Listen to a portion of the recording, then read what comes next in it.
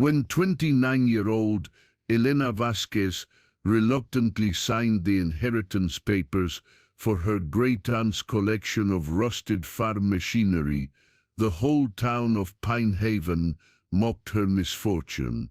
But hidden within those forgotten tractors and threshers lay secrets from World War II that would expose a decades-old conspiracy, reveal a fortune worth millions, and transform a struggling librarian into the guardian of one of history's greatest untold stories. Before we dive into this incredible journey, drop a comment telling us where you're watching from. And if stories of hidden history and unexpected discoveries fascinate you, make sure you hit that subscribe button. Tomorrow I've got another mind-blowing revelation that you won't want to miss. The unexpected inheritance.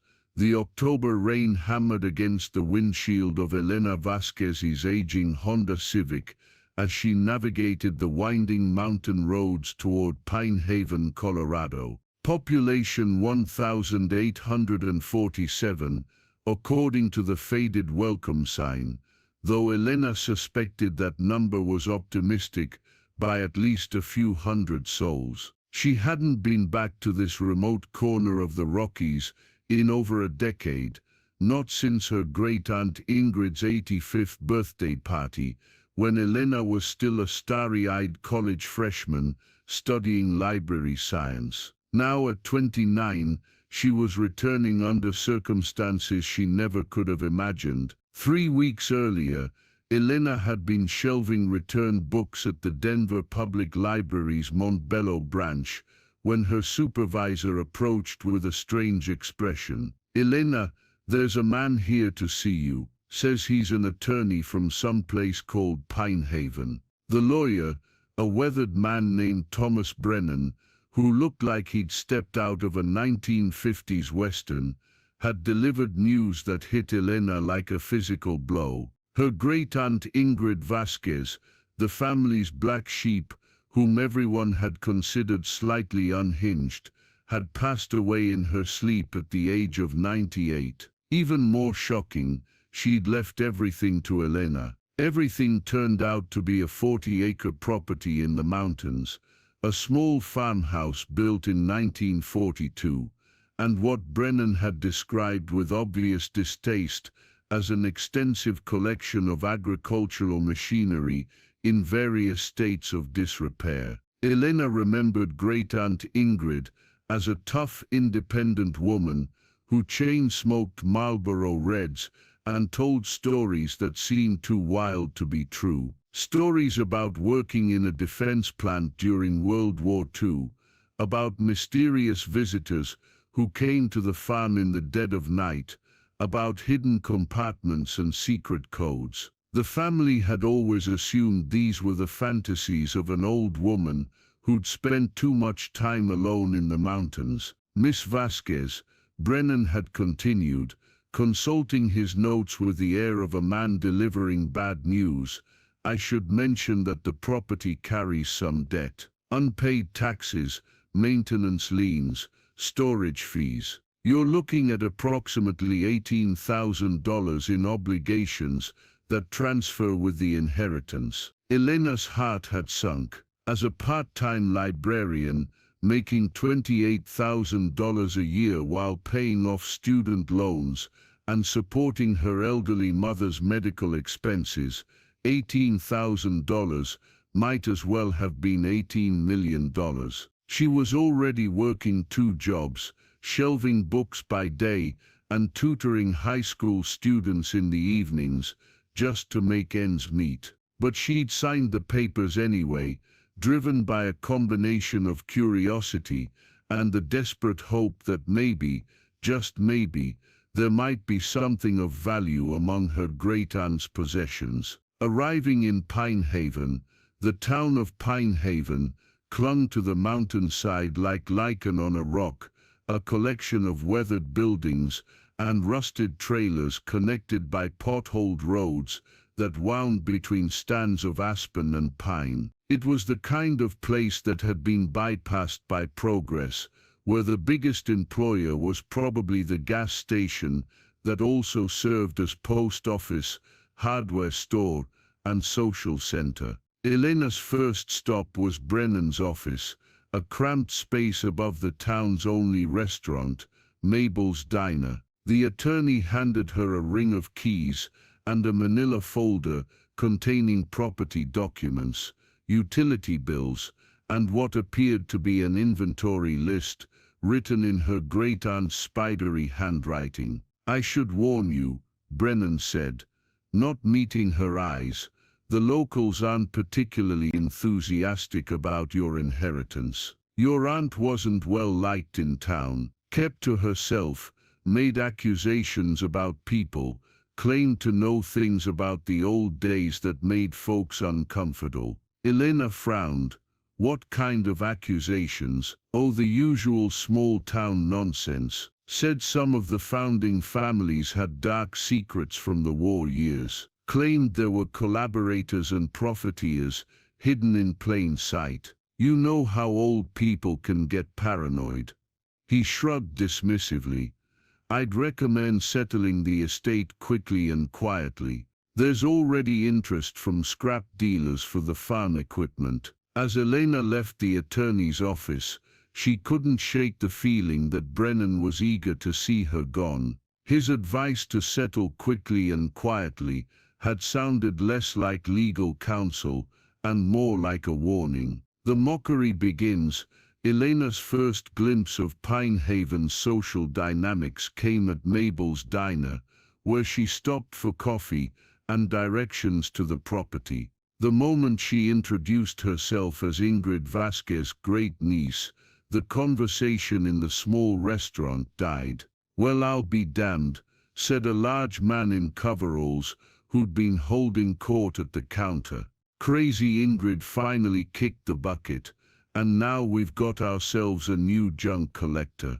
This was Chuck Morrison, Elena would later learn, the town's self-appointed mayor and owner of Morrison's Auto Parts. He was the kind of man who'd never met an opinion he couldn't voice loudly, or a conversation he couldn't dominate. "Chuck, be nice," admonished the waitress, a tired-looking woman named Betty. But Elena could see the amusement in her eyes. Nice? Betty?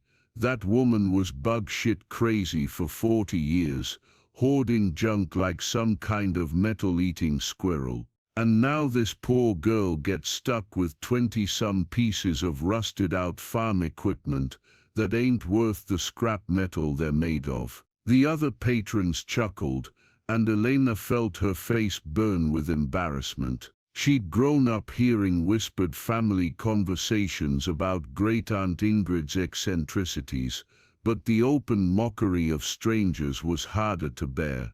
"Heard she's got herself a 1947 John Deere, that's more rust than steel," added another man. "This one wearing a feed store cap. Probably take a miracle just to figure out what some of them machines used to be. What's she planning to do with all that junk anyway?" Chuck asked, turning to Elena with the predatory interest of a man who smelled opportunity. "I'd be happy to take it off your hands for scrap price. Save you the trouble of dealing with it." Elena had mumbled something non-committal and fled, but she could hear the laughter following her out the door. First glimpse of the property. The Vasquez property sat at the end of a dirt road that wound through stands of aspens, already turning gold in the autumn chill. The farmhouse was smaller than Elena remembered, a modest 2-story structure with a wraparound porch and windows that stared blankly across the valley like tired eyes. But it was the field behind the house that took her breath away. Scattered across nearly 5 acres, like the abandoned toys of some mechanical giant, were the remnants of what had once been a working farm's equipment fleet. Elena counted them as she walked among the hulks, 26 pieces in total, ranging from massive combine harvesters to smaller cultivators and plows. The years had not been kind to Great-Aunt Ingrid's collection. Paint had peeled away in sheets, leaving raw metal exposed to rust and weather. Tires had rotted and collapsed, leaving some machines tilting at impossible angles. Weeds grew up through engine blocks and around drive wheels, as if nature was slowly reclaiming these mechanical intruders. Standing among the ruins, Elena could understand why the townspeople considered her inheritance worthless. This wasn't a collection of antiques or vintage equipment that collectors might prize. This was genuinely 26 pieces of junk, each one more deteriorated than the last. She pulled out her phone to call Chuck Morrison, ready to accept his scrap metal offer and cut her losses. At least she might get enough money to cover the property taxes, and maybe have a few $100s left over to help with the funeral expenses. But as she scrolled through her contacts, something caught her eye. The first clue, on the side of the nearest combine harvester, barely visible through decades of rust and accumulated grime, was a small symbol painted in what had once been bright yellow paint. It was an eagle, wings spread wide, head turned to face west. Elena approached the machine, heart suddenly racing. She pulled a tissue from her pocket and gently cleaned the area around the symbol, revealing more details. The eagle wasn't alone. Below it in smaller lettering were the barely legible words Adler Acht, and what appeared to be the number 1943. She moved to the next machine, a massive threshing separator, and began examining it more carefully. At first she saw nothing unusual, just the expected decay and weathering. But when she climbed up onto the platform where the operator would have sat, she found another symbol, a small compass rose painted on the back of the seat, with the needle pointing toward a specific direction. Elena felt a chill that had nothing to do with the mountain air. These weren't random decorations or manufacturer's marks. These were deliberate symbols, placed with obvious intent and carefully preserved, despite the machine's deterioration. She thought back to her great-aunt's stories, the ones the family had dismissed as fantasies. Stories about her work at a defense plant during World War II, about mysterious visitors, about secrets that needed to be kept safe. What if those stories hadn't been fantasies at all? The great-aunt's history. Elena had only fragments of her great-aunt's history, pieces of information gathered from family conversations over the years. Ingrid Vasquez had been born in 1925, the daughter of Mexican immigrants who'd settled in Colorado to work the sugar beet fields. During World War II, she'd worked at the Rocky Mountain Arsenal, one of several defense plants that manufactured chemical weapons and munitions for the war effort. According to family law, Ingrid had been involved in some kind of classified work, though the details had always been vague. She'd been fluent in German, Spanish and English, which apparently made her valuable for certain types of intelligence work. There had been whispered references to document translation and refugee interviews, though no one had ever explained exactly what that meant. After the war, Ingrid had used her savings to buy the property in Pinehaven, ostensibly to start a small farm, but she'd never really farmed the land, instead focusing on collecting and maintaining old agricultural equipment. The family had assumed this was either an unsuccessful business venture or simply the eccentricity of an aging woman. Now standing among the machines, Elena wondered if there had been another purpose entirely. She pulled out her phone and called her mother in Denver. "Mom, I need to know more about Great-Aunt Ingrid's war work. You mentioned once that she worked on classified projects." Her mother's voice was hesitant. "Elena, honey, your great-aunt was complicated. She told a lot of stories over the years, and it was hard to know what was true and what was just, well, what she wanted to believe was true. But she did work at the Rocky Mountain Arsenal. Yes, that part was definitely true. She had some kind of security clearance, worked with documents and interrogations, but she also claimed to be involved in all sorts of things that seemed far-fetched. Said she'd helped hide valuable artifacts, that she'd worked with refugees who'd smuggled things out of Europe. Your grandmother always said Ingrid read too many spy novels. Elena looked around at the scattered machinery, each piece potentially hiding its own secrets. Mom, do you remember her ever mentioning eagles or compass symbols, or anything about codes or hidden compartments? There was a long pause. Elena, what exactly are you finding up there? The townspeople's reaction. Word traveled fast in a town of less than 2,000 people. By the time Elena returned to Pinehaven for supplies the next morning, it seemed like everyone had heard that crazy Ingrid's niece was poking around the farm equipment, asking strange questions. The reaction was immediate and hostile. Heard you're planning to restore that junk collection, Chuck Morrison said, when she entered the hardware store. His tone was casual, but his eyes were watchful. That's gonna cost you more than them machines are worth, little lady. I'm just trying to understand what my great-aunt left me, Elena replied carefully. What she left you is 26 pieces of scrap metal and a head full of fantasies, interrupted another man. This one wearing a badge that identified him as Sheriff Dale Harrison. Your aunt spent 40 years filling people's heads with nonsense about hidden treasures and war secrets. Don't let her crazy stories fool you into wasting your money. Elena was struck by the vehemence in his voice. This wasn't just casual dismissal. There was real anger there, as if her great-aunt's stories had been a personal affront. What kind of stories? She asked. The sheriff and Chuck exchanged a look. The kind that caused trouble for decent folks, Harrison said finally. The kind that dredge up old accusations and half-truths that are better left buried. Elena felt a chill of recognition. These weren't just random comments about an eccentric old woman. These men were warning her off, and the warnings felt distinctly threatening. Returning to the machines, that afternoon, Elena returned to the property with a new sense of purpose.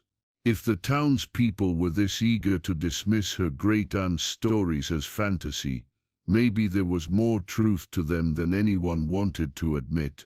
She began her examination systematically, starting with the machine bearing the eagle symbol. The combine harvester was a 1947 International harvester, according to the faded nameplate. As she studied it more closely, she realized that despite its deteriorated exterior, the machine had been carefully maintained in some ways. Critical components were protected from weather, and certain parts showed signs of recent maintenance. It took her nearly an hour of searching, but she finally found what she was looking for, a small panel on the machine's side that wasn't quite flush with the surrounding metal. When she pressed on one corner, it popped open like a hidden door, revealing a small compartment inside the machine's frame. The compartment contained a single item, a leather-wrapped journal, its pages yellowed with age, but still readable. Elena opened it with trembling hands and found her great-aunt's handwriting, much younger and steadier than the spidery script she remembered from birthday cards. The first entry was dated September 15, 1945. The war is over, but my work is not finished. Colonel Matthews has asked me to safeguard certain materials until a proper repository can be established. The German documents we recovered from the Berchtesgaden facility must be protected, along with the artifacts that were being shipped to Argentina. I have accepted this responsibility, knowing that failure could mean these treasures fall into the wrong hands. Elena read the entry 3 times, her heart pounding. This wasn't the fantasy of an old woman. This was a documented record of secret government work, written in the immediate aftermath of World War II. She flipped through more pages, finding references to asset recovery operations, Nazi gold transportation, and document authentication protocols. There were sketches of machinery modifications, diagrams of hiding places, and detailed notes about the conversion of farm equipment into secret storage facilities. One entry, dated October 3, 1945, made her blood run cold. Local resistance to the operation is stronger than anticipated. Sheriff Harrison's father and several other prominent families are asking too many questions about my activities. Colonel Matthews advises maintaining cover story about failed farming venture. Have relocated most sensitive materials to backup sites within the equipment. If anything happens to me, Elena will need to know the truth. She's the only family member with the education and courage to handle this responsibility. Elena stared at the page. Her great-aunt had written her name in 1945, 30 years before Elena was even born. Either this was an incredible coincidence, or her great-aunt had possessed an almost supernatural ability to plan for the future. The scope becomes clear. As Elena continued reading, the scope of her great-aunt's secret mission became clear. Working under cover of establishing a small farm, Ingrid Vasquez had been tasked with safeguarding a collection of Nazi artifacts, documents, and possibly gold that had been recovered during the final days of World War II. The operation had been highly classified, involving only a small number of trusted personnel. Each piece of farm equipment had been modified to serve as a hiding place, with careful documentation of what was stored where and how to access it safely.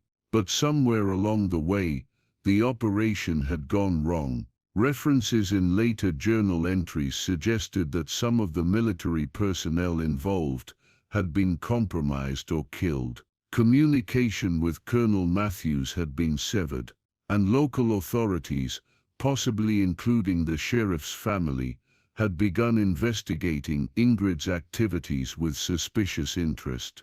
Elena found an entry dated November 15, 1945, that explained her great-aunt's decision to maintain the cover story permanently. Official word came through back channels that Operation Nest Egg is being terminated and all records destroyed. I am to dispose of materials as I see fit and maintain operational security indefinitely. Have decided to continue maintaining collection under cover of farm equipment hobby. Local pressure continues, but they cannot act without exposing their own wartime activities. The implications hit Elena like a physical blow.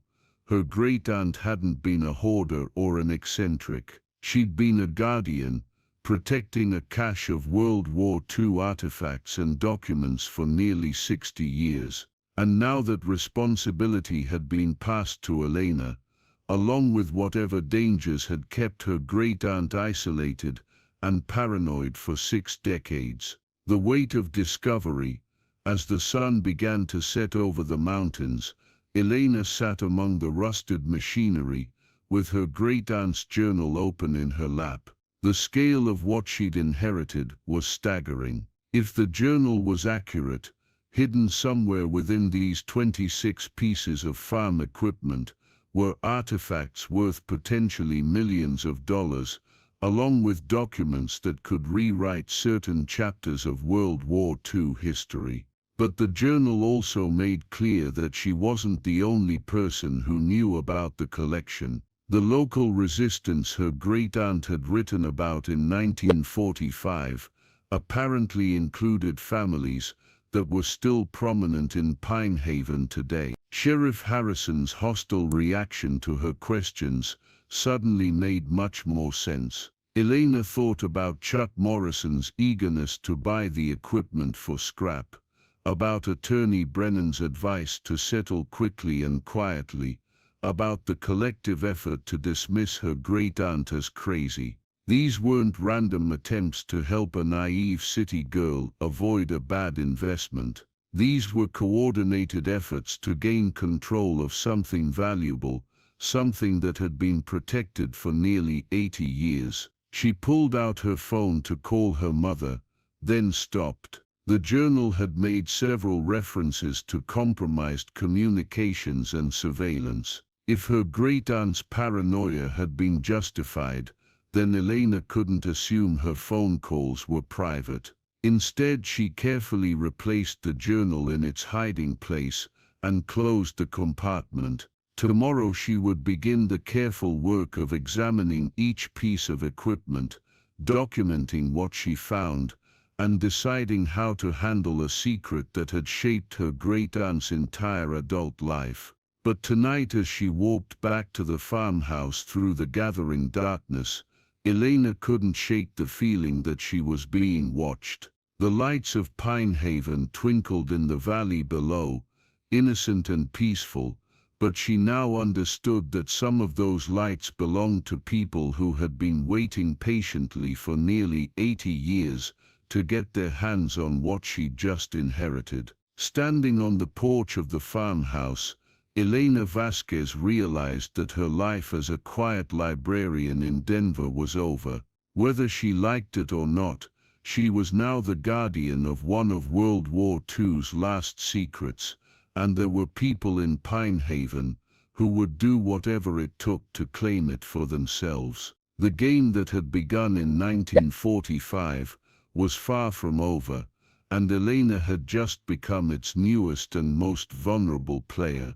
Elena woke before dawn on her second day at the property, her mind racing with questions that had kept her awake most of the night.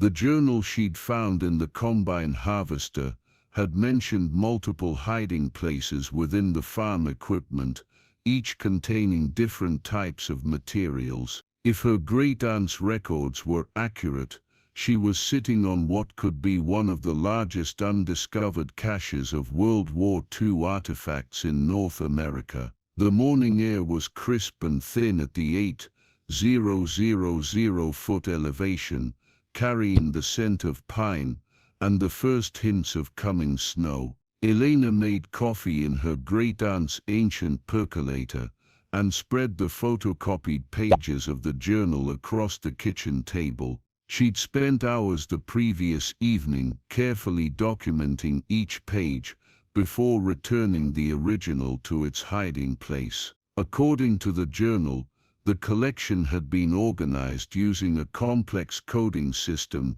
that referenced both the machine's positions in the field and specific modifications made to each piece of equipment. Her great-aunt had drawn detailed diagrams showing the location of hidden compartments, secret panels, and modified storage areas. But the most intriguing entry was one dated December 1945, primary cache secured in Thresher Unit 7. Contents include Berchtesgaden documents, Klimt Sketches 3, and Container Alpha 7. Secondary caches distributed among cultivators and smaller equipment. Emergency cache sealed in foundation of barn if primary sites are compromised.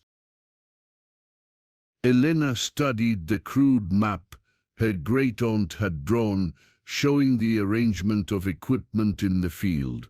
Each machine had been assigned a number, and Unit 7 was clearly marked as a large threshing separator positioned near the center of the collection. This was apparently the crown jewel of the hidden treasure, containing the most valuable and sensitive materials. First contact with the watchers.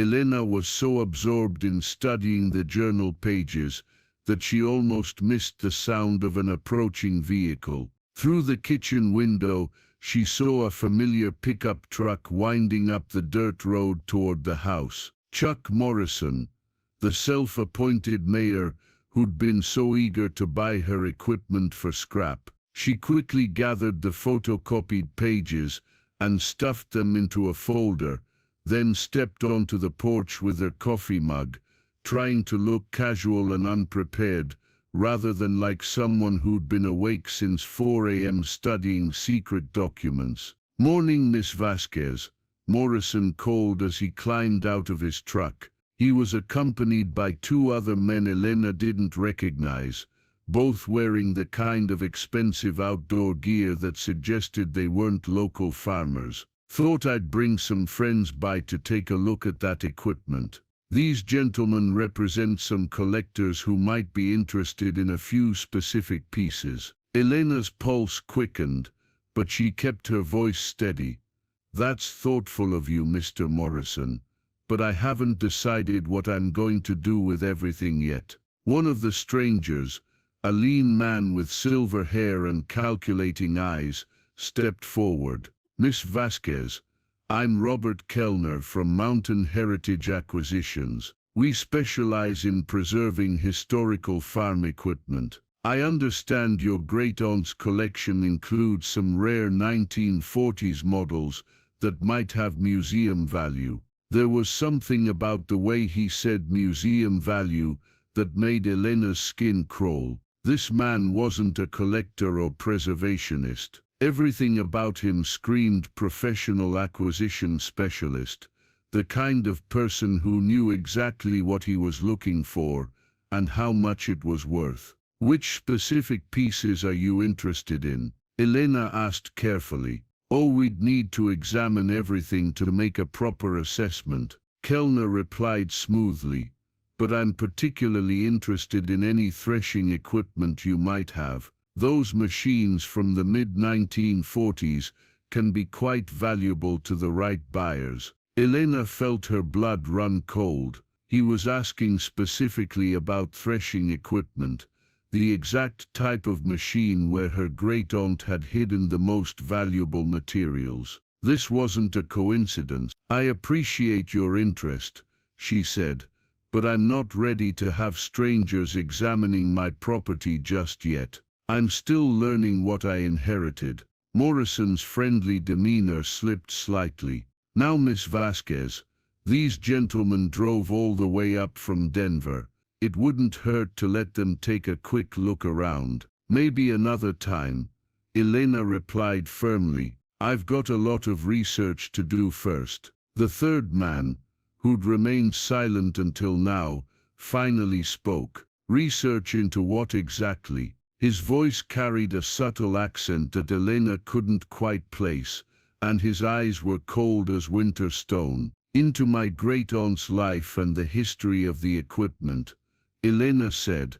"I'm a librarian. Research is what I do." Kellner and the silent man exchanged a glance that confirmed Elena's suspicions. These men knew far more about her inheritance than they were admitting. The question was how they'd learned about it so quickly, and what they were really after. "Well," Morrison said, his tone shifting to something that wasn't quite threatening, but wasn't friendly either, "don't spend too much time researching, Miss Vasquez. Winter comes early up here, and you don't want to get snowed in with a bunch of worthless junk. Might be better to take care of business while the roads are still clear." After the men left, Elena stood on the porch watching their truck disappear down the mountain road. The message had been clear: sell now before winter, before she could dig deeper into what she'd inherited. The urgency in their voices suggested they weren't the only ones who knew about the collection, and they weren't prepared to wait indefinitely for her to make a decision. Decoding the system, Elena spent the rest of the morning walking among the farm equipment, trying to match the machines to her great-aunt's numbered system. Many of the identification plates had been weathered away or deliberately obscured, making the task more challenging than she'd expected. But as she studied each piece more carefully, she began to notice patterns. Certain machines had been positioned to face specific directions. Others had small marks or symbols painted in inconspicuous locations. It wasn't random placement. It was a carefully designed system that only someone with the proper knowledge could decode. She found Unit 7, the threshing separator that supposedly contained the primary cache, positioned exactly where her great-aunt's map indicated. The machine was enormous, roughly the size of a small building, with multiple chambers and compartments that could potentially hide significant amounts of material. But as Elena began examining it more closely, she realized she had a problem. The thresher was locked down tight, with panels and access points that had been welded or bolted shut using hardware that would require specialized tools to remove. Her great-aunt had secured these hiding places so thoroughly that accessing them would be a major undertaking. She was studying the machine's exterior when she heard footsteps behind her. Elena spun around to find an elderly woman approaching through the tall grass, moving with the careful but determined gait of someone well into their 80s. "You must be Ingrid's great-niece," the woman said, extending a weathered hand. "I'm Magda Hoffman. I live in the next valley over, about 3 miles through the woods." Elena shook the offered hand, noticing that despite her age, Magda Hoffman had a grip like steel cables. "I'm Elena Vasquez. Did you know my great-aunt well?" "Better than most people realized," Magda replied, her pale blue eyes studying Elena with obvious intelligence. "Ingrid and I worked together during the war. I was part of the same operation she was involved in after 1945. Elena's heart jumped. "Operation Nest Egg." Magda's eyebrows rose slightly. "So you found her journal?" "I wondered if she'd managed to document everything properly." She gestured toward the threshing separator. "And now you're trying to figure out how to access what she was protecting. You know what's hidden in these machines?" "I know some of it," Magda said carefully. "Ingrid and I were both tasked with safeguarding materials recovered from Nazi Germany in the final months of the war, but we were assigned different aspects of the operation, and we agreed never to discuss specifics unless circumstances required it." She paused, studying Elena's face. "I think circumstances now require it." The full story emerges. Magda led Elena back to the farmhouse, where she accepted a cup of coffee and settled into one of the worn kitchen chairs, as if she'd done so many times before. "Your great-aunt and I were both recruited for Operation Nest Egg in the summer of 1945, she began. The war in Europe was ending, and American forces were racing to secure Nazi assets before the Soviets could claim them. We weren't just talking about gold and artwork, though there was plenty of that. We were talking about documents, research materials, scientific data, and intelligence files that could reshape the post-war world." Elena leaned forward, fascinated despite her anxiety. "What was your role in the operation?" "I was a translator and analyst. I spoke German, Polish and Russian, which made me valuable for processing captured documents. Your great-aunt was assigned to physical security and concealment. She had a background in engineering, and was exceptionally good at creating hiding places that could withstand scrutiny." Magda sipped her coffee thoughtfully. "The original plan was to establish a temporary storage facility in Colorado, while more permanent arrangements were made with museums and government archives. But the political situation changed rapidly after the war ended. There were concerns about Soviet infiltration, questions about which agencies could be trusted, and disputes over who had legitimate claims to various recovered materials. So they decided to keep everything hidden. Not exactly. They decided to keep everything secure until the political situation stabilized.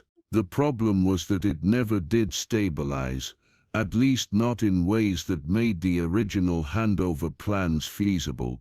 By 1947, the operation had been officially terminated, and all records were supposedly destroyed. But the materials were still here, and someone had to continue protecting them. Elena felt a chill as the implications became clear.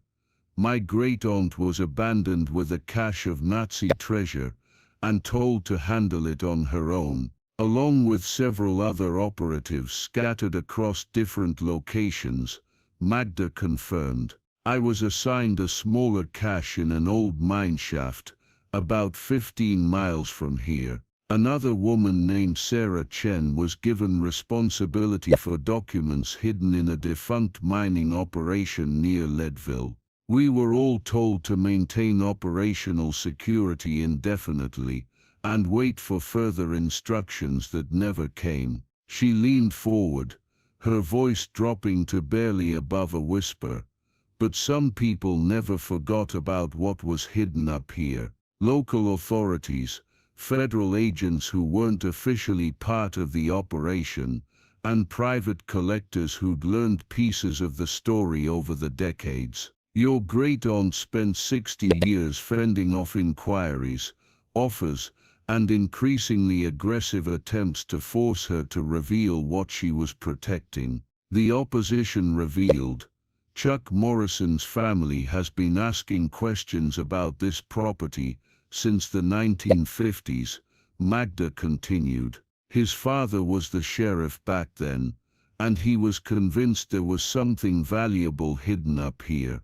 The current Sheriff Harrison is Dale Morrison's grandson, carrying on the family tradition of trying to gain access to what they think is rightfully theirs. Elena thought about the hostility she'd encountered in town, the eagerness to dismiss her great-aunt as crazy, the pressure to sell the equipment for scrap. They know about the treasure. They suspect, but they don't know specifics. Your great-aunt was very careful never to confirm or deny anything. She maintained her cover story about being an eccentric collector right up until the end. Magda smiled grimly. But they've been watching and waiting for an opportunity like this, when the property would pass to someone who didn't know the full story. That's why those men came to examine the equipment this morning. Almost certainly, word travels fast in a small community. The moment you inherited this property, people who've been waiting decades for an opportunity would have started making their moves. Magda studied Elena carefully. The question now is what you plan to do with what you've inherited. Elena felt the weight of responsibility settling on her shoulders like a lead blanket. I don't even know what's actually hidden here. The journal mentions documents and artwork, but not specifics. Would you like me to show you? Accessing the primary cache, Magda led Elena back to the threshing separator, but instead of trying to force open the sealed panels, she walked to a specific point on the machine's side and began feeling along what appeared to be a solid metal surface. Your great-aunt was brilliant at mechanical concealment, she explained. She didn't just weld panels shut. She created access systems that looked like normal wear and corrosion, but were actually precisely engineered mechanisms. Her fingers found something, and Elena heard a soft click. A section of the machine's side that had appeared to be rusted solid suddenly swung inward, revealing a passage large enough for a person to crawl through. The trick, Magda said, is knowing exactly where to apply pressure, and in what sequence. Ingrid spent months perfecting these systems. Inside the threshing separator, was a space that had been completely transformed from its original agricultural purpose. The interior had been lined with waterproof materials and divided into climate-controlled compartments. Battery-powered LED lights activated automatically when they entered, revealing storage areas that had been maintained in pristine condition for nearly 80 years. Elena gasped at what she saw. The first compartment contained document storage files arranged with library-like precision. Each file was labeled in German, with English translations written in her great-aunt's careful handwriting.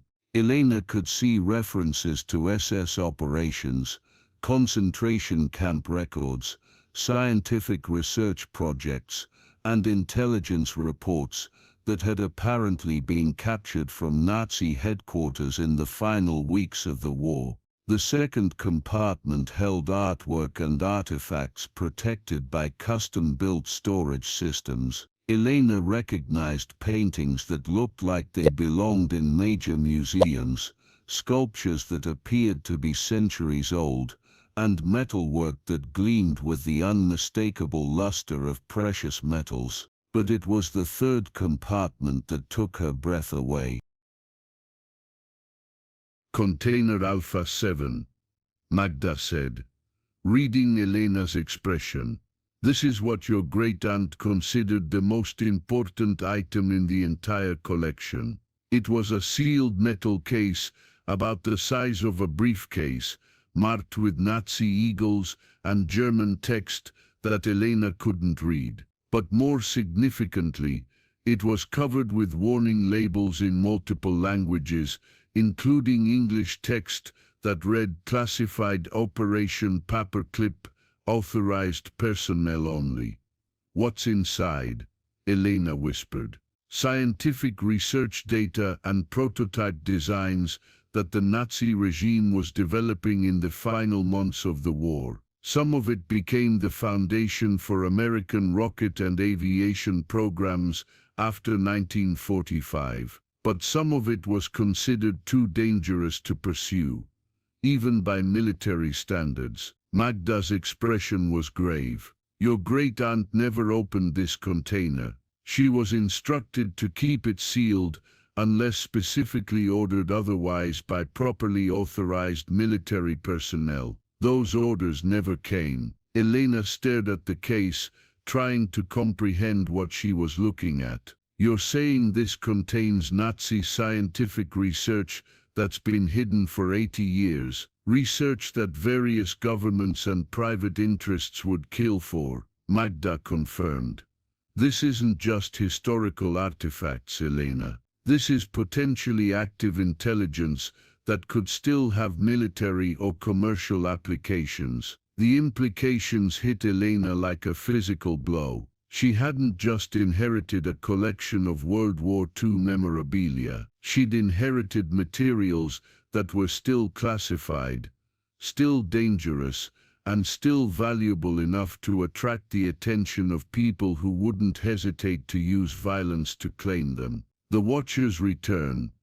As they emerged from the threshing separator, Elena noticed movement in the tree line at the edge of the property. Someone was watching them through binoculars, positioned far enough away to avoid detection but close enough to observe their activities. We're being surveilled, she said quietly to Magda. The older woman nodded calmly. I expected as much. Your examination of the equipment this morning probably confirmed their suspicions that you're not just planning to sell everything for scrap. What do?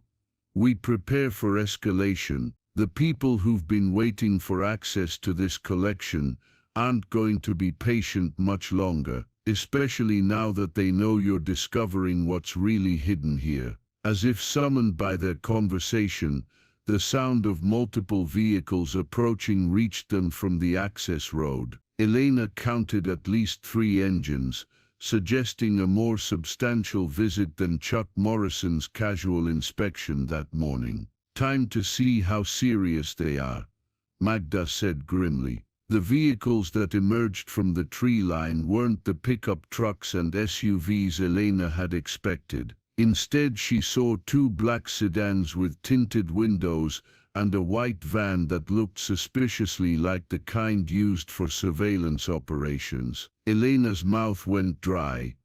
"Those aren't local collectors." "No," Magda agreed. "Those are federal agents, private contractors or worse. Someone has decided that subtle approaches aren't working fast enough." The lead sedan stopped near the farmhouse, and Elena watched as four men in dark suits emerged. They moved with the coordinated precision of people accustomed to working as a team, and their alertness suggested they were prepared for resistance. Miss Vasquez, called the apparent leader, a tall man with graying hair and the bearing of someone accustomed to being obeyed. "I'm Agent David Reeves, Department of Homeland Security. We need to speak with you about materials that may be present on this property." Elena's heart raced, but she forced herself to remain calm. What materials would those be? Materials that were classified under various national security protocols and may still pose risks to public safety. "We have reason to believe your great-aunt was in unauthorized possession of such materials, and we're here to secure them properly." Magda stepped slightly forward, positioning herself between Elena and the agents. "Do you have a warrant, Agent Reeves?" Reeves' expression hardened. "We have authority under the National Defense Authorization Act to secure materials that pose potential threats to national security. No warrant is required for classified items that were never legally transferred to private possession." "And you're certain such materials exist here?" Elena asked, fighting to keep her voice steady. "We're certain enough to commit significant resources to this operation," Reeves replied. "I'd suggest cooperating fully. Miss Vasquez, interfering with national security operations carries severe penalties." Elena looked around at the assembled agents, the surveillance equipment being unloaded from the van, and the systematic way they were positioning themselves around the property. This wasn't a request or a negotiation. This was a seizure operation that had been planned in advance and was now being executed with military precision. But as she studied the agents' faces and body language, Elena realized something important. They weren't entirely certain what they were looking for. If they had specific intelligence about the hidden caches, they would have moved directly to secure them, instead of attempting to intimidate her into cooperation. They suspected, but they didn't know, which meant Elena still had some leverage, at least temporarily. "The standoff begins. I need to see proper identification and documentation of your authority to search this property," Elena said, drawing on every ounce of courage she possessed. "If you're legitimate federal agents conducting a legal operation, you'll have no problem providing that documentation." Agent Reeves' jaw tightened, and Elena caught a flicker of uncertainty in his eyes. "Miss Vasquez, I'm trying to handle this situation professionally. Don't make this more difficult than it needs to be." "I'm not making anything difficult," Elena replied. "I'm asking for basic legal protections that any American citizen has the right to request. If you have proper authority, prove it. If you don't, then you're trespassing on private property, and I'm calling the real authorities." The standoff stretched for several tense seconds. Elena could feel Magda's approval radiating from beside her,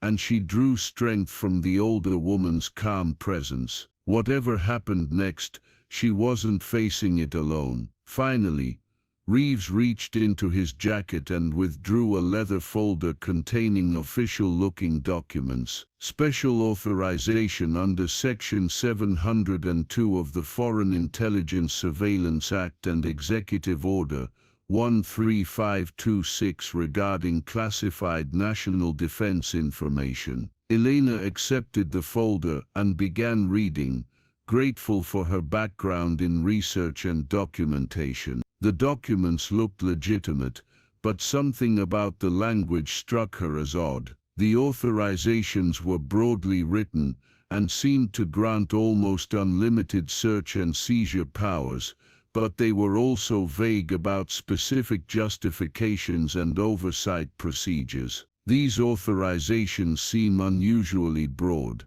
she observed. "They don't specify what materials you're looking for, or why you believe they're present on this property." "That information is classified," Reeves replied curtly. "Then how am I supposed to verify that your search is legitimate and limited in scope?" Elena had found the weak point in their operation. If the agents were operating under legitimate federal authority, they would have detailed documentation specifying exactly what they were authorized to seize and under what circumstances. The vague nature of the documents suggested something else entirely. "Miss Vasquez," Reeves said, his tone shifting to something more threatening, "you're interfering with a matter of national security. I strongly advise you to step aside and allow us to conduct our search. And I strongly advise you to provide legitimate documentation of your authority,"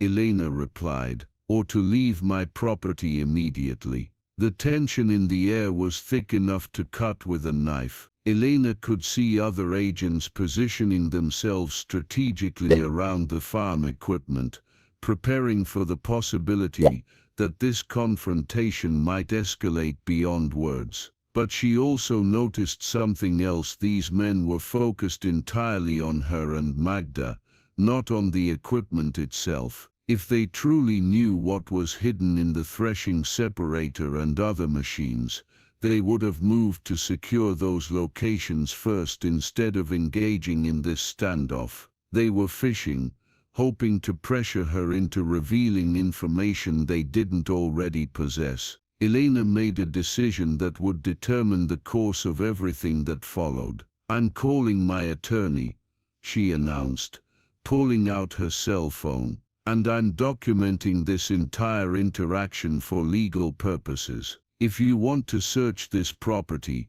you can do it through proper legal channels with appropriate oversight." Agent Reeves' mask of professional courtesy finally slipped entirely. "Miss Vasquez, you're making a serious mistake. There are consequences for obstructing federal investigations." "Then I guess we'll find out what those consequences are," Elena replied, hitting the record function on her phone. "But I'm not giving up my constitutional rights because someone with questionable credentials is trying to intimidate me." As Elena raised her phone to begin recording, the standoff crystallized into something that would define the rest of her struggle to protect her great-aunt's legacy. The game that had begun in 1945 was entering its most dangerous phase, and Elena Vasquez was about to discover exactly how far some people were willing to go to claim a treasure that had been hidden for nearly 80 years. Elena's decision to record the confrontation with Agent Reeves had immediate consequences. Within minutes of her pulling out the phone, the supposed federal agents began backing away from direct confrontation, though they made no move to leave the property entirely. "Vasquez," Reeves said, his voice carefully controlled, "you're making this situation more complicated than necessary. We're prepared to wait while you consult with counsel, but understand that obstructing a federal investigation carries serious penalties." "Then I guess you'll have no problem waiting while my attorney reviews your authorization documents," Elena replied, maintaining her recording. She speed-dialed the only lawyer she knew personally, Maria Santos, a civil rights attorney in Denver, who'd helped her navigate some issues with her student loans the previous year. The call went to voicemail, but Elena left a message explaining her situation and emphasizing the urgency. She also sent photos of the authorization documents to Maria's email, along with a brief text explaining that federal agents were attempting to search her property without what appeared to be proper warrants. Magda watched this exchange with obvious approval. "Smart move," she said quietly. "Those authorizations they showed you aren't legitimate federal warrants. I've seen enough real ones over the years to recognize the difference."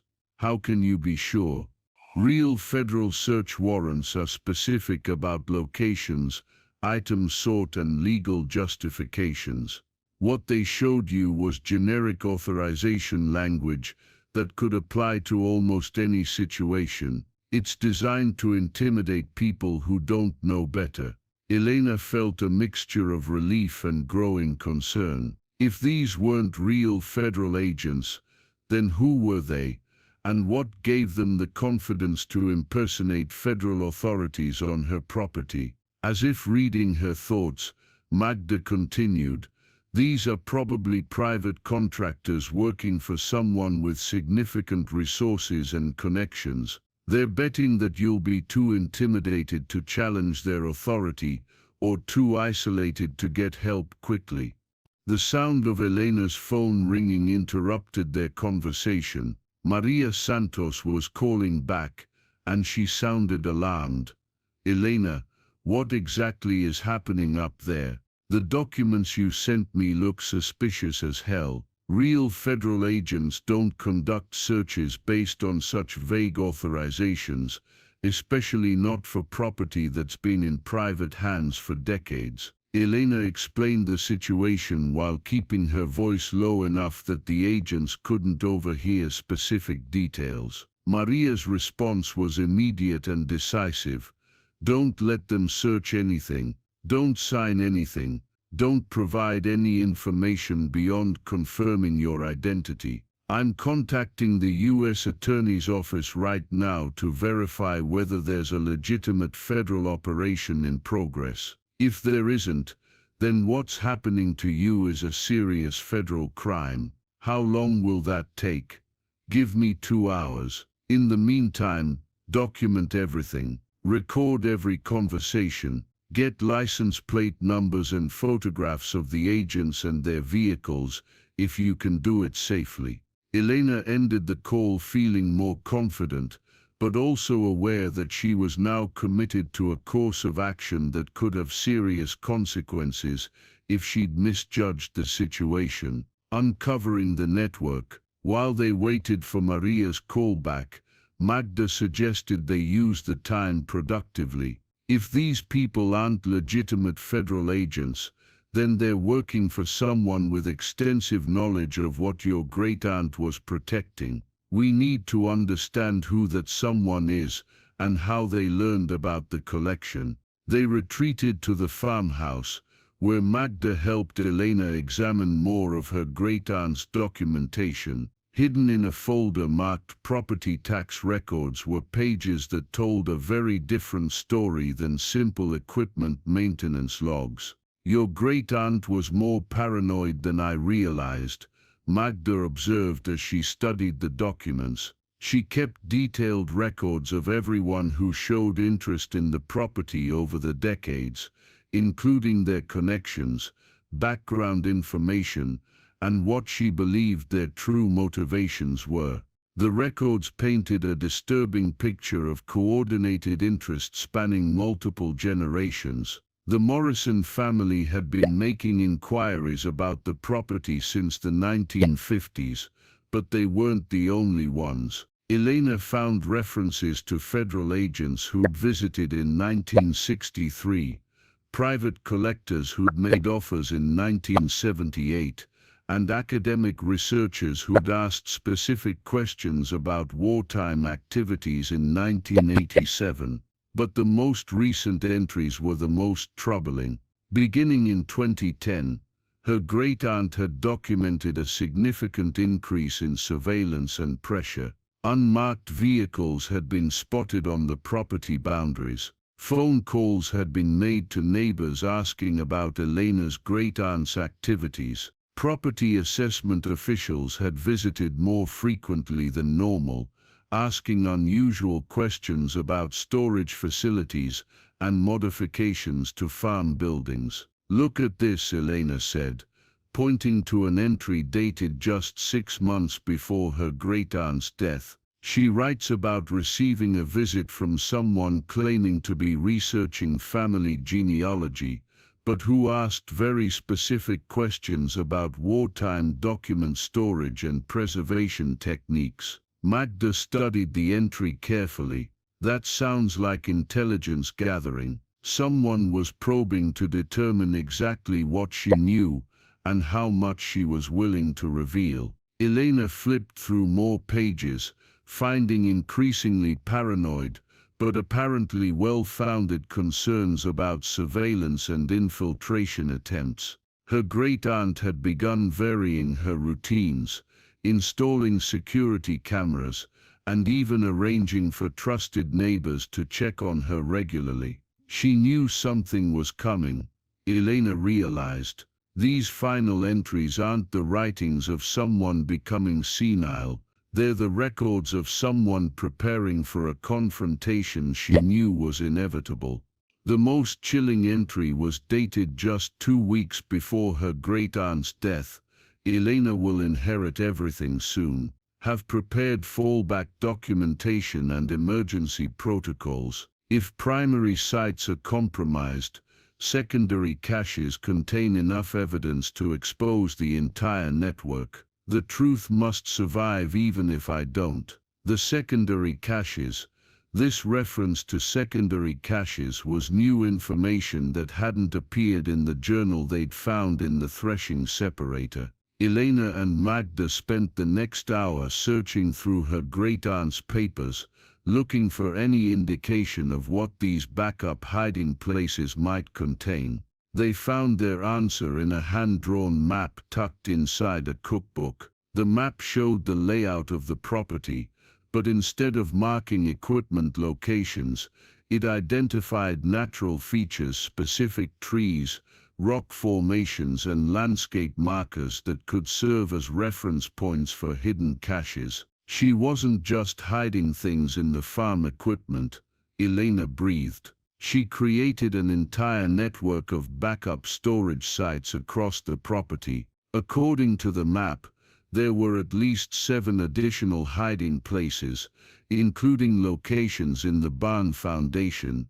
beneath specific trees, and inside what appeared to be natural rock formations along the mountain slopes. Each site was marked with cryptic symbols that corresponded to a legend, written in a mixture of English, German and what Elena thought might be code. "This is a professional intelligence operation," Magda said with obvious admiration. "Your great-aunt understood that if hostile forces gained access to the primary cache, she needed multiple fallback positions to preserve the most critical information. But the map also revealed something else.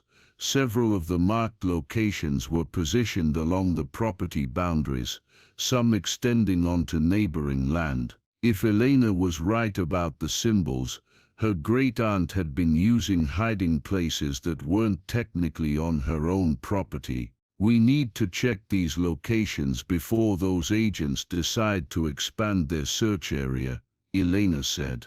"If there's evidence that could expose who's really behind this operation, we need to secure it before they do." The first secondary cache, the nearest marked location, was behind the barn, where the map indicated something was hidden beneath a distinctive boulder that had been split by lightning years earlier.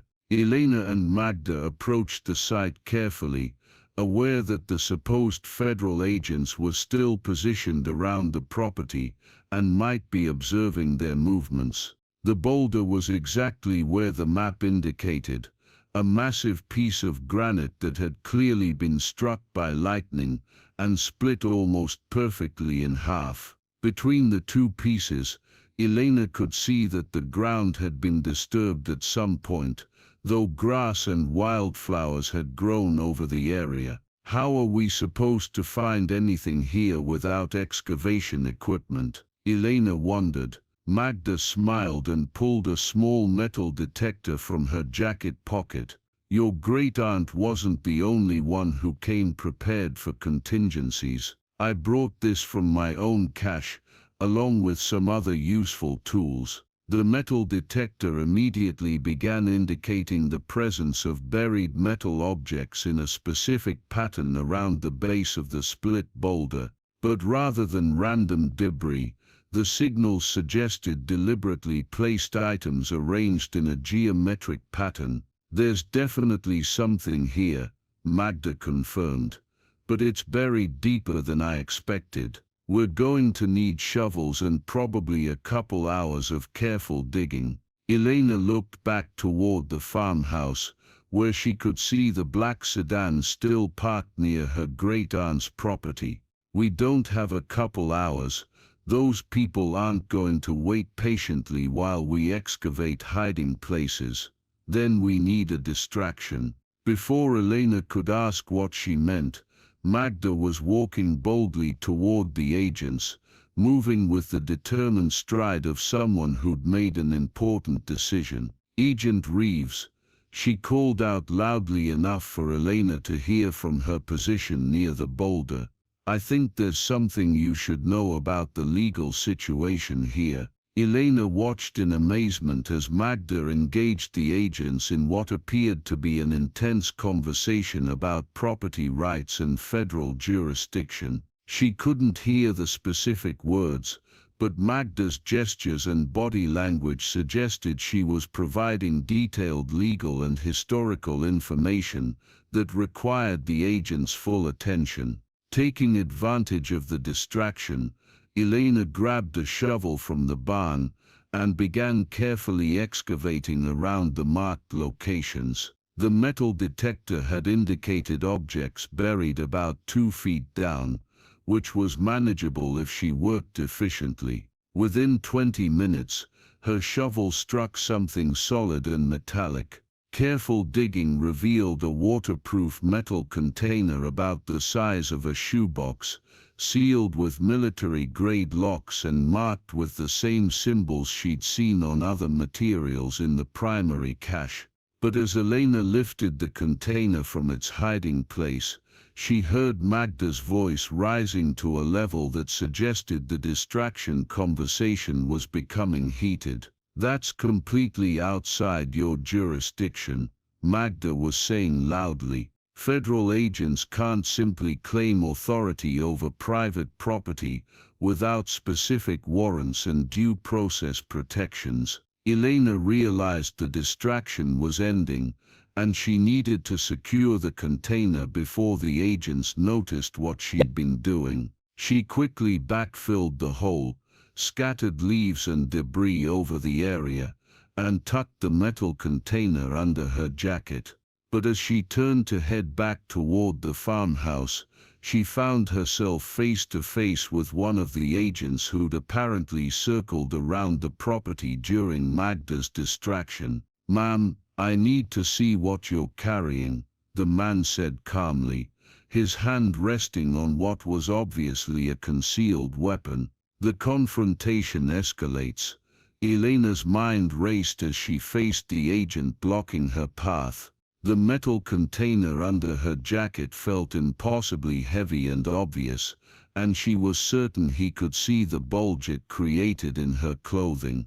"I'm not carrying anything that concerns you," she said, trying to project more confidence than she felt. "Ma'am, you've been conducting excavation activities on property that's under federal investigation.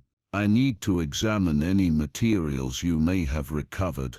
Elena realized that her options were rapidly narrowing. She could surrender the container and lose whatever critical information it might contain, or she could continue resisting and risk the situation escalating to physical confrontation. Before she could make a decision, the sound of approaching vehicles reached them from the access road. But these weren't more black sedans or government vehicles. These were local police cars, their emergency lights flashing as they wound up the mountain road toward the property. "Looks like your legal consultation paid off," Maganda called from her position near the other agents, who were now looking distinctly uncomfortable as the police vehicles approached. Elena felt a surge of hope. Maria Santos had apparently succeeded in contacting legitimate authorities who were responding to verify the federal agent's credentials and authority, but her relief was short-lived. As the first police car reached the farmhouse, Elena recognized the driver, Sheriff Dale Harrison, the man who'd warned her about her great-aunt's fantasies during her first visit to town. Instead of challenging the federal agents, Harrison walked directly to Agent Reeves and began what appeared to be a friendly conversation between colleagues. Elena's heart sank as she realized the local law enforcement wasn't there to protect her rights. They were there to support the people who were trying to seize her property. "Miss Vasquez," Harrison called out, "I understand you're interfering with a federal investigation. I'm here to ensure this situation doesn't escalate unnecessarily." "I'm exercising my constitutional rights," Elena replied, "and I'm waiting for my attorney to verify these agents' authority to search my property." "Your attorney," Harrison said with obvious disdain, "is a civil rights activist from Denver who doesn't understand national security protocols. Agent Reeves has properly authorized federal credentials, and I'm here to ensure local cooperation with their investigation." Elena felt the situation slipping away from her control. With the local sheriff supporting the federal agents, her options for legal resistance were becoming extremely limited. But then her phone rang again. Maria Santos was calling with news that would change everything. "The legal breakthrough.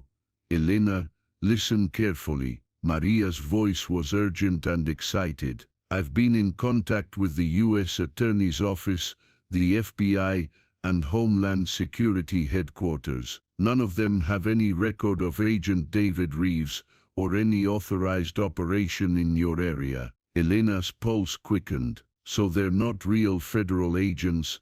Not only are they not real federal agents, but impersonating federal officers is a serious federal crime. I've contacted the real FBI, and they're dispatching agents to your location immediately. But here's the important part.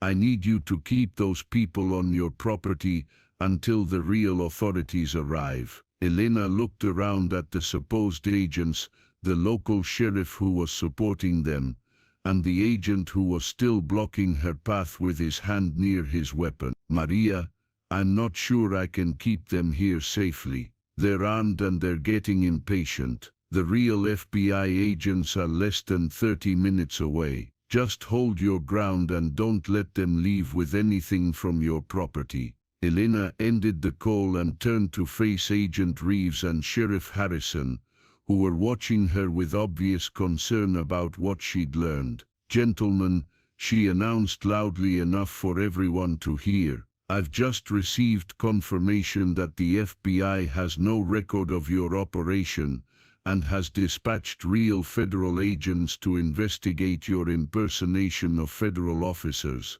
The effect was immediate and dramatic. The supposed agents exchanged urgent glances and began moving toward their vehicles with obvious haste. Sheriff Harrison's face went pale, and he began backing away from Agent Reeves, as if suddenly realizing he'd been associating with criminals. But Agent Reeves wasn't ready to retreat. Instead, he pulled out what appeared to be a legitimate-looking badge and warrant folder. "Miss Vasquez, you're interfering with a classified operation that's above your attorney's security clearance level. The confusion at the FBI office is due to compartmentalized security protocols." Elena found herself facing a decision that would determine not just the immediate outcome, but potentially her safety and the security of the materials her great-aunt had spent 60 years protecting. The real truth emerges. As Elena stood facing what might or might not be real federal agents, Magda approached carrying something that changed the entire dynamic of the confrontation. "Elena," she called out, "I think you need to see this." In her hands was a thick folder that Elena hadn't seen before, marked with official government seals and classification stamps. Magda opened it to reveal photographs, documents and what appeared to be surveillance reports dating back several years. "I found this in my own emergency cache," Magda explained. "Your great-aunt and I agreed to maintain separate records of anyone who showed interest in our respective collections. These people have been planning this operation for years." Elena examined the documents, her blood running cold as she recognized not just Agent Reeves and his associates, but also Sheriff Harrison, Chuck Morrison, and several other Pinehaven residents in surveillance photographs. The documents identified them as part of a private consortium that had been tracking down and acquiring World War II artifacts through a combination of legal purchases, intimidation, and outright theft. "This isn't a federal operation at all," Elena realized. "This is a private treasure hunt that's been going on for decades." Agent Reeves' mask of federal authority finally slipped completely. "Miss Vasquez, you don't understand the forces you're dealing with. The materials your great-aunt was hoarding belong in proper repositories where they can be studied and preserved appropriately. Proper repositories like your private collectors network." Elena shot back, holding up one of Magda's documents that clearly identified Reeves as a procurement specialist for wealthy collectors of military artifacts. The standoff had reached a critical point. Elena held evidence that could expose the entire conspiracy, but she was still outnumbered and surrounded by people who had demonstrated they were willing to impersonate federal agents to get what they wanted.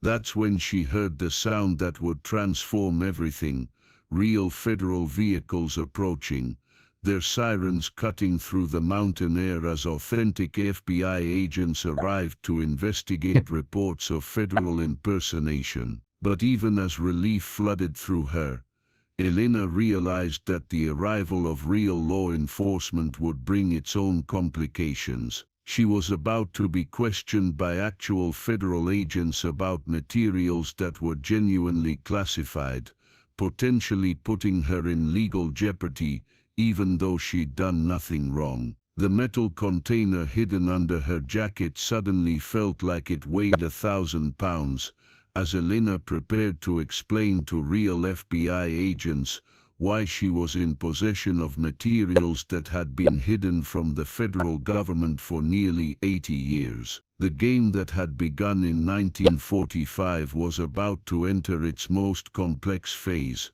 where the line between legal and illegal, patriotic and treasonous, protective and destructive, would become impossibly blurred. The arrival of authentic federal agents transformed the mountain property into something resembling a law enforcement convention. 3 black SUVs with legitimate government plates discharged a team of FBI agents led by Special Agent Sarah Chen, a woman whose professional demeanor and obvious authority made the earlier imposters look like amateur theater performers by comparison. "I'm Special Agent Chen, FBI," she announced, displaying credentials that Elena could immediately see were far more sophisticated than the documents the fake agents had shown her. "We received reports of federal impersonation and possible national security violations at this location."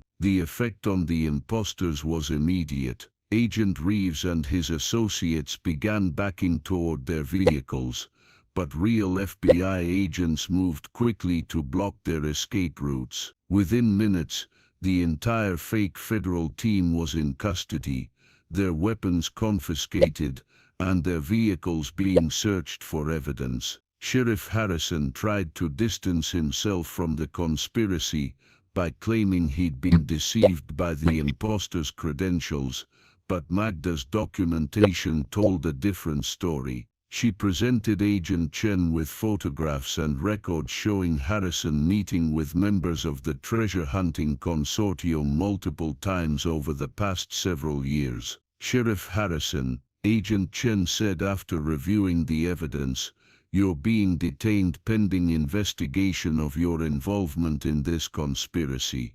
Impersonating federal officers is a serious crime, and assisting in such impersonation carries equally serious penalties." Elena watched with amazement as the entire power structure that had been pressuring her was systematically dismantled by legitimate law enforcement, but her relief was tempered by the awareness that she now faced questioning by real federal agents about materials that were genuinely classified.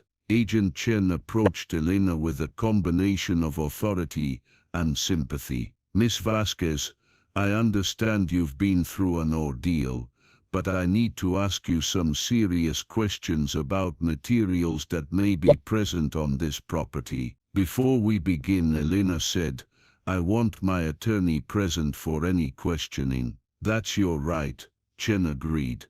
"But I should inform you that we have reason to believe this property contains materials that were classified under various national security protocols. Depending on what we find, this could become a matter requiring specialized handling." Elena felt the metal container under her jacket like a burning weight. The moment she revealed its existence, she would be crossing a line that could lead to federal charges, or alternatively, might provide the key to resolving the entire situation. The decision point, Maria Santos arrived within an hour, bringing with her a federal public defender who specialized in national security cases. The legal team spent 30 minutes conferring with Elena and Magda before agreeing on a strategy that would protect Elena's interests while cooperating with the legitimate investigation. "Agent Chen,"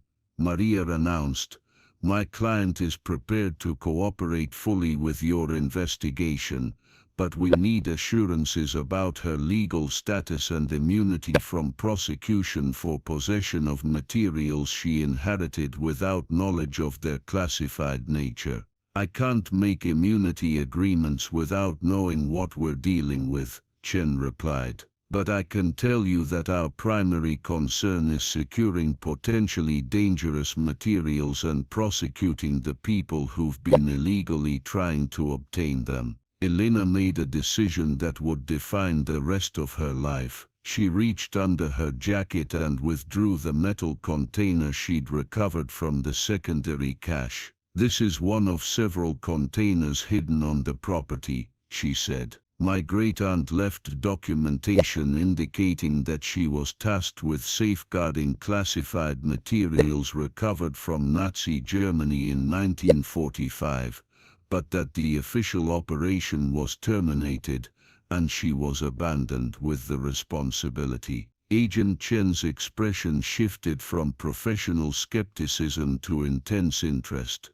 "You're claiming this property contains materials from Operation Paperclip." "Not Paperclip specifically," Magda interjected, "but a related operation called Nest Egg that was designed to secure Nazi assets for later transfer to appropriate repositories. The transfer never happened, and the materials have been hidden here for nearly 80 years. Chen examined the container with obvious expertise, noting the military markings and classification stamps. "This appears to be authentic World War II military hardware. If what you're saying is true, then we're looking at one of the most significant historical discoveries in decades." "There's more," Elena said. "Much more." The full revelation. Over the next several hours, Elena and Magda led Agent Chen and her team through the entire cache system. The primary storage in the threshing separator, the secondary caches scattered across the property, and the detailed documentation that explained the origin and significance of everything that had been hidden. The FBI team worked with archaeological precision, photographing and cataloging each item before carefully removing it for transport to secure facilities. Elena watched with mixed emotions as her great-aunt's life work was finally exposed to official scrutiny after decades of careful protection. But the most significant moment came when Agent Chen opened Container Alpha 7, the sealed case that had been marked with Operation Paperclip warnings. Inside were research documents and prototype designs for advanced aircraft and missile systems,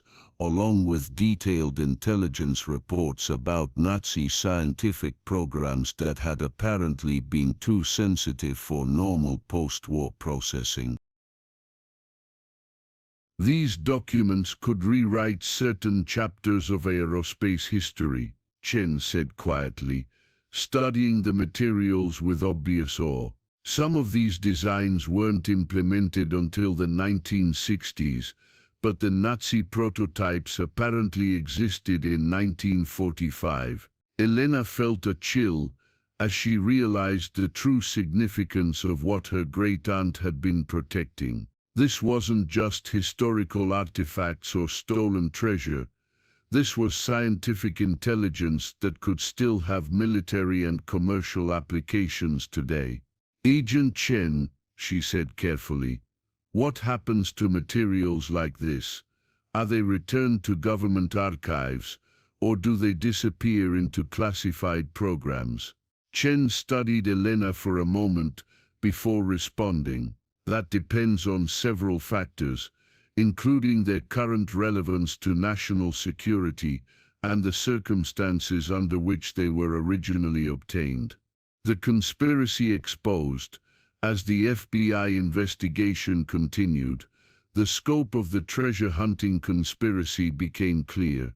The fake federal agents had been part of a sophisticated operation that had been tracking down World War II caches for over 20 years, using a combination of historical research, surveillance, and intimidation to locate and acquire valuable materials. Their network included corrupt local officials in several states, private collectors willing to pay millions for authentic Nazi artifacts, and former intelligence operatives who understood how to navigate the murky legal waters surrounding classified historical materials.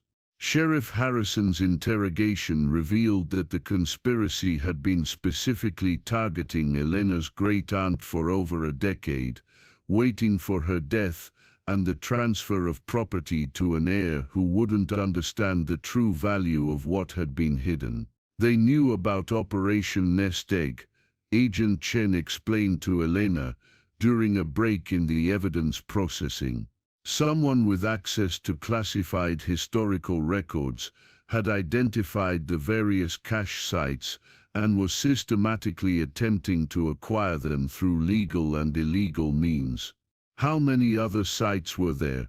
Based on the documents we've recovered, at least 12 locations across 6 states. Your great-aunt's cache appears to have been the largest and most significant, but there were others hidden in abandoned mines, defunct military facilities, and private properties. Elena felt overwhelmed by the scope of what she'd stumbled into. Her simple inheritance had exposed a conspiracy that stretched across multiple states and involved millions of dollars in stolen historical artifacts. But the investigation also revealed something that gave her hope. The FBI had been tracking this conspiracy for several years and had been looking for a breakthrough that would allow them to roll up the entire network. The legal resolution, the legal proceedings that followed were complex but ultimately favorable to Elena. The FBI's investigation confirmed that her great-aunt had been acting under legitimate military authority when she originally took possession of the materials, and that the abandonment of Operation Nest Egg by official channels didn't invalidate her responsibility to protect the cash. Maria Santos negotiated an agreement that granted Elena immunity from prosecution in exchange for her full cooperation with the investigation and her agreement to surrender materials that remained classified under current national security protocols. But the agreement also included provisions that Elena hadn't expected. The government would purchase the property at fair market value, plus substantial compensation for her cooperation in exposing the conspiracy. Elena would be free to relocate and restart her life without the burden of protecting materials she'd never asked to inherit.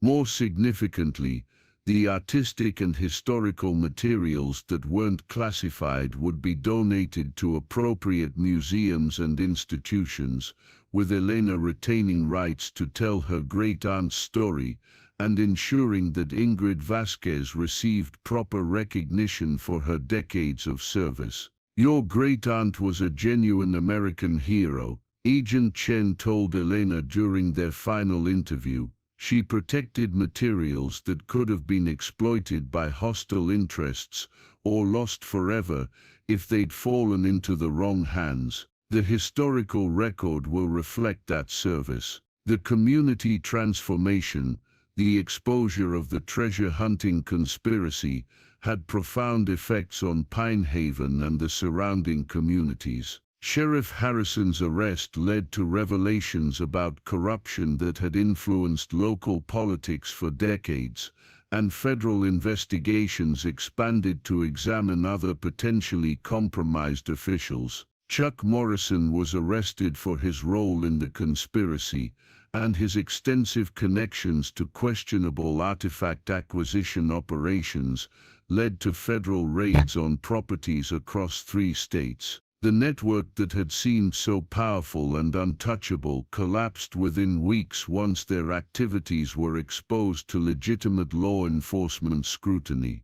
But the community response went beyond just removing corrupt officials. The revelation that a local resident had secretly been protecting materials of enormous historical significance sparked conversations about the hidden history of the region and the contributions of people like Ingrid Vasquez, who had served their country without recognition or thanks. Elena found herself invited to speak at community meetings and historical societies about her great-aunt's service and the importance of preserving historical materials properly.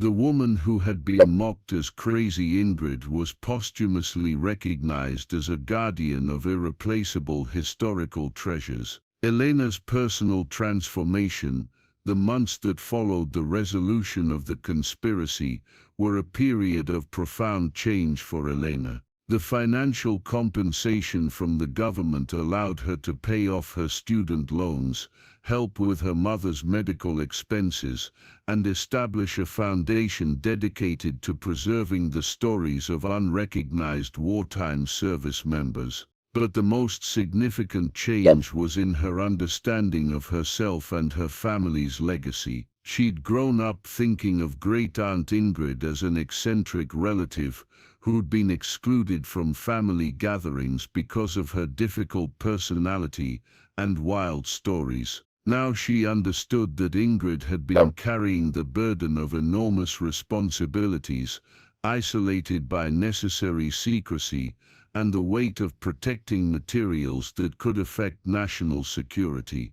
Elena left her job at the Denver Public Library to become a full-time researcher and advocate for veterans whose service had been classified or unrecognized. She worked with government agencies, historical societies, and academic institutions to identify and preserve the stories of people like her great-aunt who had served their country in secret operations that remained hidden for decades. The Magda connection, Elena's friendship with Magda Hoffman, evolved into something like a grandmother-granddaughter relationship, with Elena regularly visiting Magda's mountain home to learn more about the wartime operations and their hidden legacy. Magda's own cache, hidden in the abandoned mine shaft, contained materials that complemented Elena's great-aunt's collection, providing a more complete picture of Operation Nest Egg and the other classified programs that had operated in Colorado during and after World War II.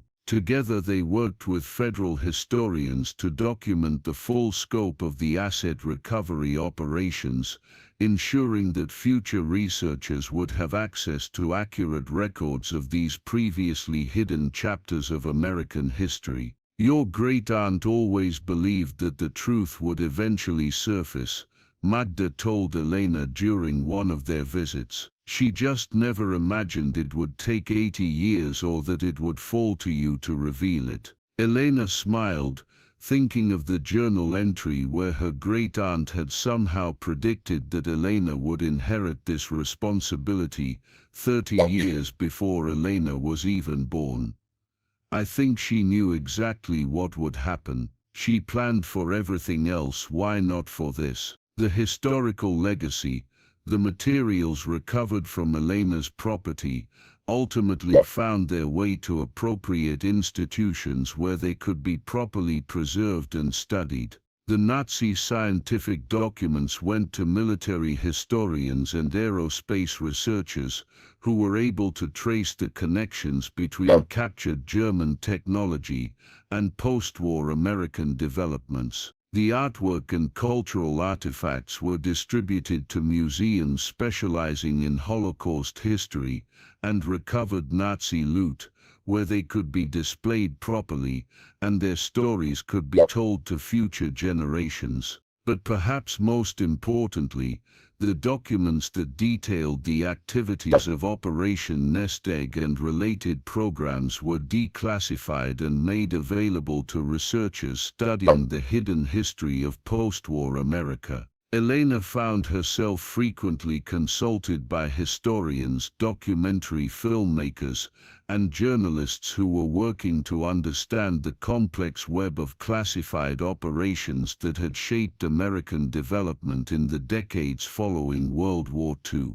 The final visit 1 year after the discovery of the cache, Elena returned to the Pinehaven property for the final time. The farm equipment had been removed, the hiding places had been thoroughly excavated, and the property had been sold to a conservation trust that would preserve it as a historical site. Standing in the field where 26 pieces of rusted farm equipment had once hidden one of World War II's greatest secrets, Elena reflected on the journey that had brought her from reluctant heir to guardian of historical truth. She thought about her great-aunt Ingrid, who had spent 60 years protecting materials that she could never acknowledge possessing, who had endured the mockery and suspicion of her community, while safeguarding treasures that belonged to the world. Elena also thought about the dozens of other people like Magda,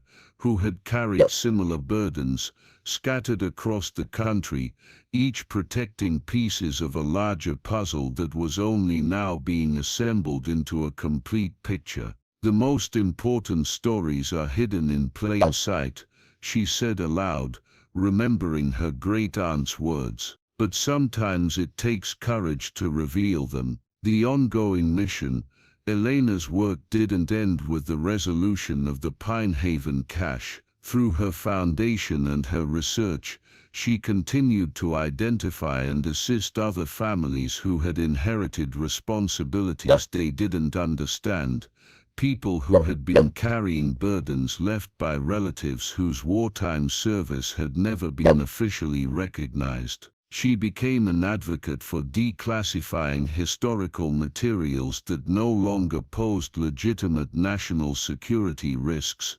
arguing that the stories of wartime service and sacrifice belonged to the American people and should be preserved as part of the national heritage. The Elena Vasquez Foundation for Hidden History grew into a nationally recognized organization that worked with government agencies, academic institutions and community groups to identify, preserve and share the stories of unrecognized service members and their families. The true treasure. As Elena established herself in her new life as a historian and advocate, she often reflected on what she had truly inherited from her great-aunt. The monetary value of the cash had been significant, but the real treasure had been something else entirely. She had inherited a mission to ensure that the truth survives even when the people who protected it don't receive recognition for their sacrifice. She had inherited a legacy of service that transcended individual recognition and focused on the greater good. Most importantly, she had inherited the understanding that sometimes the most valuable contributions to society are made by people who work in shadows, who sacrifice personal comfort and social acceptance to protect something larger than themselves. Elena's great-aunt Ingrid Vasquez had been mocked as an eccentric hoarder who collected rusty farm equipment, but she had actually been a guardian of historical truth, protecting materials that would eventually help the world understand hidden chapters of one of humanity's most significant conflicts. The rusty farm equipment had indeed contained hidden war treasure, but the true treasure hadn't been Nazi gold or stolen artwork. The true treasure had been the dedication of people like Ingrid Vasquez, who understood that some responsibilities transcend individual convenience and must be carried forward regardless of personal cost. Elena smiled as she drove away from the Pinehaven property for the final time, knowing that her great-aunt's legacy would live on through the work of preserving and sharing the hidden stories of wartime service and sacrifice. The game that began in 1945 had finally ended, not with the victory of treasure hunters or the concealment of historical truth, but with the recognition that some treasures are too important to be claimed by individuals and must instead be shared with the world. The most important stories had indeed been hidden in plain sight, waiting for someone with the courage and dedication to reveal them to the light. Epilogue. 10 years later, Elena Vasquez stood before a packed auditorium at the Smithsonian Institution, delivering the keynote address at a symposium on hidden histories, classified operations and their long-term impact on American society. In the decades since the discovery of the Pinehaven cache, her foundation had helped identify and preserve the stories of over 200 families who had been carrying similar burdens. The network of hidden World War II assets had proven to be far more extensive than anyone had initially imagined. The courage to reveal hidden truths, Elena told her audience, often comes from unexpected places. Sometimes it comes from librarians who inherit rusty farm equipment. Sometimes it comes from elderly women who've spent decades keeping secrets. But it always requires people who understand that truth belongs to everyone, not just to those with the power to claim it. After her speech, Elena was approached by a young man in his 20s who looked nervous but determined. "Miss Vasquez," he said, "I think my grandfather left me something similar to what your great-aunt left you. There's this old grain silo on our property, and I found some documents that mention something called Operation Silent Canyon." Elena smiled, recognizing the familiar combination of confusion, excitement and fear in his eyes. "Let's talk," she said, already knowing that her work was far from over. The hidden stories were still out there, waiting for someone with courage to bring them into the light.